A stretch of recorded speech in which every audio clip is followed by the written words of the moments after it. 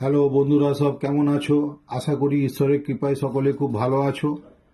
আজকে তোমাদেরকে যে বিষয় নিয়ে আলোচনা করতে চলেছি সেই বিষয়টির নাম হচ্ছে অ্যালার্জি। অ্যালার্জি অথবা অ্যালার্জেটিক রাইনাইটিসও বলা যেতে পারে। যাদের দেখবে এই সময়টাতে বিশেষ করে, এমনি তাদের বিভিন্ন সময়ে যদিও বা অ্যালার্জি প্রবলেম আসতে পারে, তবে এই সময়টাতে খুব বেশি একটু হবার চান্স আছে।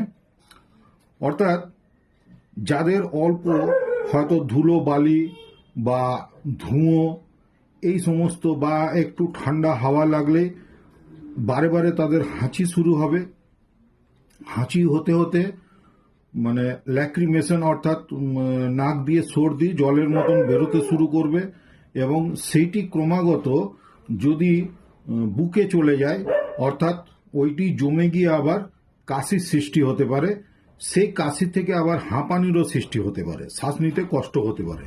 তো এই ধরনের যে প্রবলেমটা শুরুটা হয় হাঁচি থেকে, অর্থাৎ হয়তো কোনো ফুলের গন্ধ বা ফুলের পরাগ থেকে, পরাগ রেণু হয়তো নাক দিয়ে ঢুকে গেল, পোলেন গ্রেন বলা হয়, এগুলোর মাধ্যমে কিন্তু অ্যালার্জেটিক কমপ্লেন আসে। এবং তাদের শরীরের মধ্যে হয় কি, নেজাল পলিপ হবার একটা চান্স থাকে।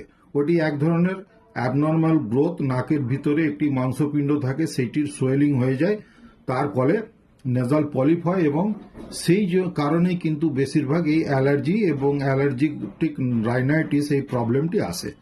এই সংক্রান্ত ব্যাপারে আমাদের হোমিওপ্যাথিতে বেশ কিছু ভালো ওষুধ আছে। তার মধ্যে প্রথম যেটি আমি নাম বলবো সেটির নাম হচ্ছে এলিয়াম সেপা। এই এলিয়াম সেপা ওষুধটি কিন্তু 30 পাওয়ারের ওষুধ, যদি 3 থেকে 4 ফোঁটা